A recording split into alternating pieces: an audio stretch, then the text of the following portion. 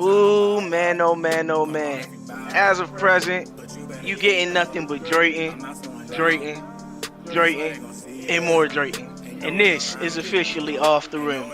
Ain't no way around it. Ain't no way around it. Cause I'm tryna ball out. Come on if you bout it. But you better keep up. I'm not slowing down. I swear they gon' see us. Ain't no way around it. Rise and grind, ain't no better time than the present. This is officially OTR. You are now tuned in with Coach Drayton. Let's get into that fast break. A special clap for all the coaches who decided to send me some of their film and had me break down ways they can improve defensively, things that I've seen in their scrimmage, and how to help them. Because at the end of the day, this is a process. As prep coaches, we're all in this together. Even though I want to win, like all of you guys want to win, I don't necessarily see anybody as an adversary.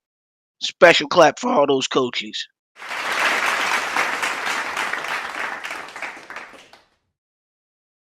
Now we got to get into that oh my god moment.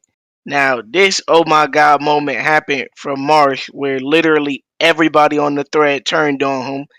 Marsh said, logistically speaking, there's no way that this could be implemented into the current schedule.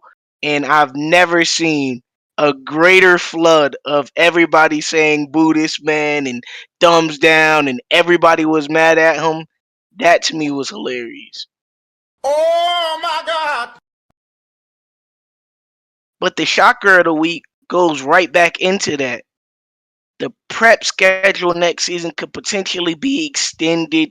And I think, me personally, who doesn't love more prep games, even though that SimWorld Prep is the only prep league that's having games streamed. So I don't know why anybody's surprised that there isn't going to be a million games streamed. It's prep basketball. I don't know how many people are dying to see a player that may work at Pathmark in a few years. But I can appreciate that more games may be added, potentially could be added, more tournaments, things like that. I think the exposure is good for the kids and really bad for some of them, but you gotta appreciate it for what it is. Come on now, dog. Come on, man.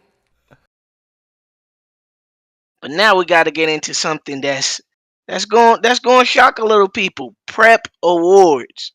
Now, I heard talks of people throwing out names and candidates for who they think should win this player, this, that, and the third.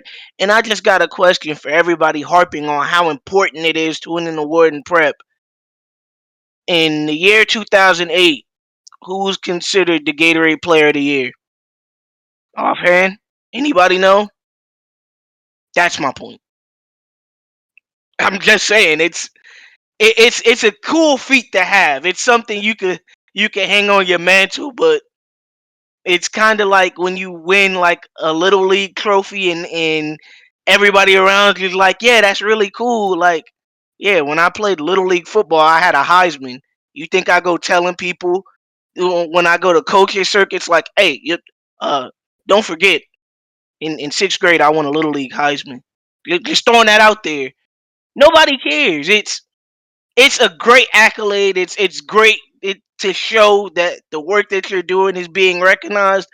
But I think people are harping on the awards and how important it is to win the awards at a prep level when I don't even think like in Europe, like the 18 and U teams even do awards. Like I think they just straight focus on basketball and push it forward going through that. I don't again, I'm not big on necessarily prep awards. I'm not saying we could do without it. I feel like people do deserve to be recognized for hard work and if you're outstanding. But if somebody said a random player on a random team won it, I'm not gonna fight over it.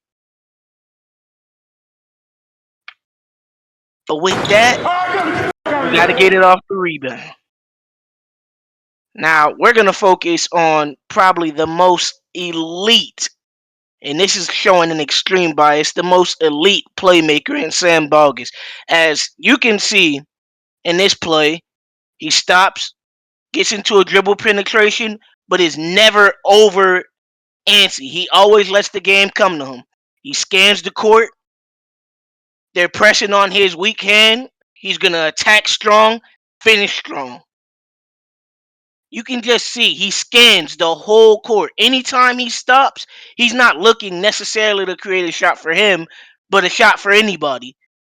If he sees certain things, he'll go and get his own shot. And if he doesn't, he'll quickly pass the ball. And I think his skill set at Michigan is going to be so underrated because a lot of people try and act like the point guard position nowadays is just a small player who can get a bucket.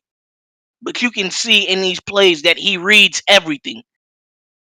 There's not just immediately attack down the hill. He gets the ball, sizes his matchup up before he goes and finishes. And you can even see they're down 4 right here, high IQ. He knows his man's getting doubled, swings out to the pivot, and that's money. That's the rebound.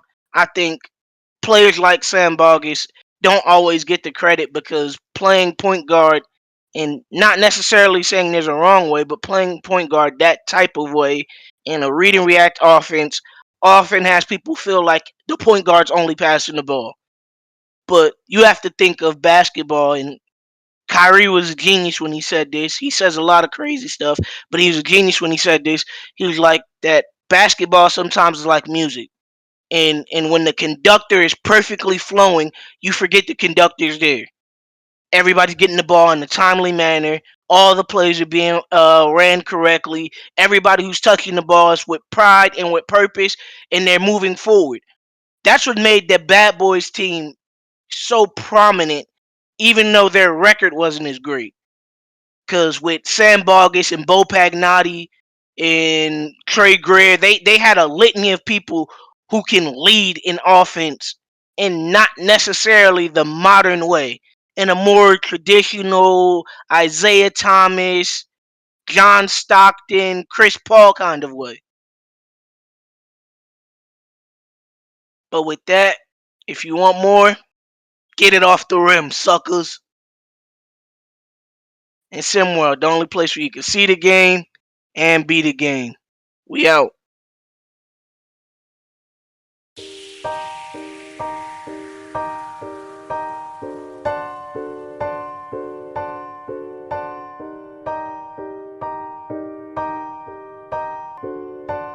Ain't no way around it. Ain't no way around it. Cause I'm tryna ball out. Come on if you bout it. But you better keep up. I'm not slowing down. I swear they gon' see us. Ain't no way around it.